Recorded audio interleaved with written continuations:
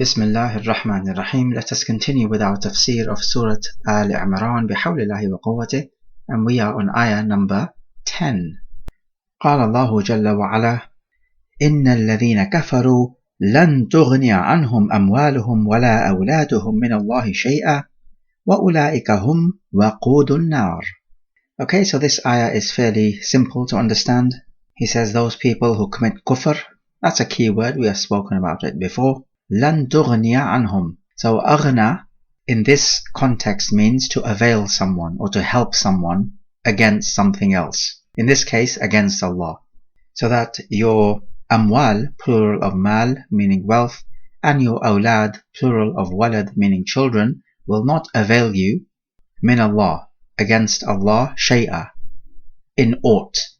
So not one bit will your wealth and your children help you against Allah Jalla wa Ala. That is to say, against His punishment. And this is why He says, and ulaika, those are, meaning those kuffar are, hum, this is for emphasis, meaning they alone are the waqud, this means fuel of the annar, fire. This is the fire of Jahannam, of course. So what can we pick up from this ayah? Well, the lessons are fairly obvious.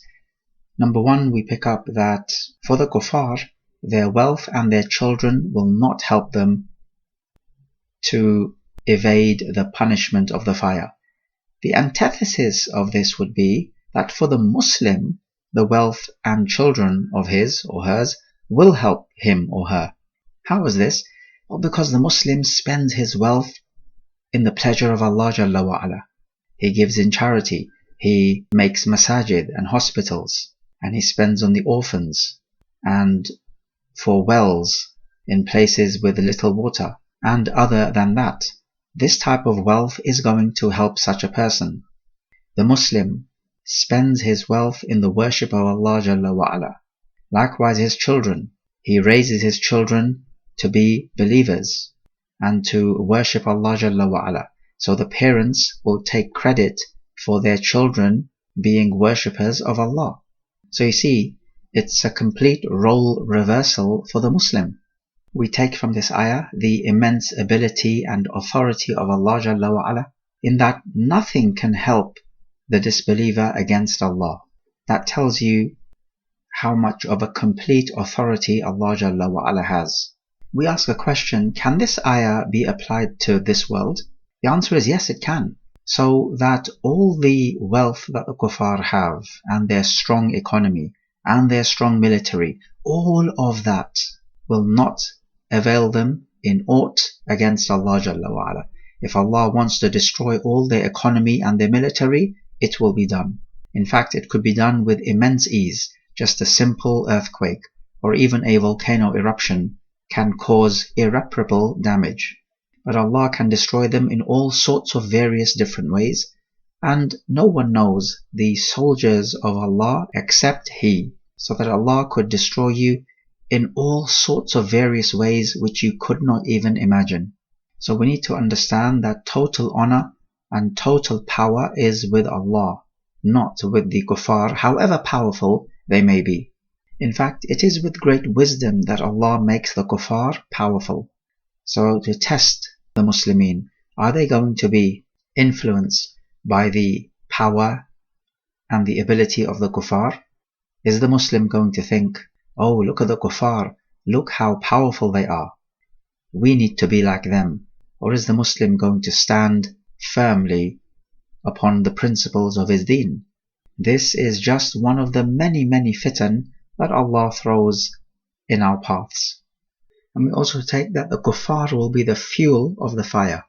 Now the fuel, of course, is consumed, so it gives us the idea that the kuffar are going to be consumed in the fire. It's a truly horrible thought. Let's take ayah number 11. كَدَأْبِ آلِ فِرْعَوْنَ وَالَّذِينَ مِنْ قَبْلِهِمْ كَذَّبُوا بِآيَاتِنَا فَأَخَذَهُمُ اللَّهُ بِذُنُوبِهِمْ وَاللَّهُ شَدِيدُ الْعِقَابِ. Ka meaning just as, Da'ab means a sunnah or a regular practice. Al Fir'aun means the followers of Fir'aun, because they followed him instead of following Musa alayhi salam. The al is actually and originally ahl with the ha in the middle, but the ha was changed to another alif, so it becomes al with the madda on the alif. It can mean family, but it can also mean followers, as in this case. And those before them, so we know there were previous nations before Fir'aun, such as of course the people of Nuh alayhi salam, Ad and Thamud and many others. كذبوا بآياتنا. Kadhib means a lie, so takdhib is to declare something to be a lie. They declared our ayat to be lies, meaning belied our ayat. So ayat of Allah are kawniyya and shar'iyya. What is referred to here is mainly the shar'i ayat. So these are the signs given to the prophets in terms of scriptures, but in terms also of miracles as well. Like Musa alayhi salam was given many signs, which Fir'aun and his people witnessed, and yet still they disbelieved in Musa alayhi salam. Now what Allah Jalla wa Ala is saying here when he says كَدَّأْبِ آلِ Fir'aun is that the kuffar of the Quraysh have the same sunnah or the same habitual practice as the followers of Fir'aun. So that even though many centuries have passed, the core mindset of the kuffar is exactly the same. Belying the ayat of Allah out of pride and out of love for your own desires rather than a love for Allah Jalla wa Ala. فَأَخَذَهُمُ اللَّهُ. So Allah seized them. أخذ means to take, here it means to seize. So in other words, destroyed them. بِذُنُوبِهِمْ, because of their sins. The fa is sababiyah, فَأَخَذَهُمُ اللَّهُ, meaning because they committed sins, Allah seized them. Notice also in this ayah there is iltifat.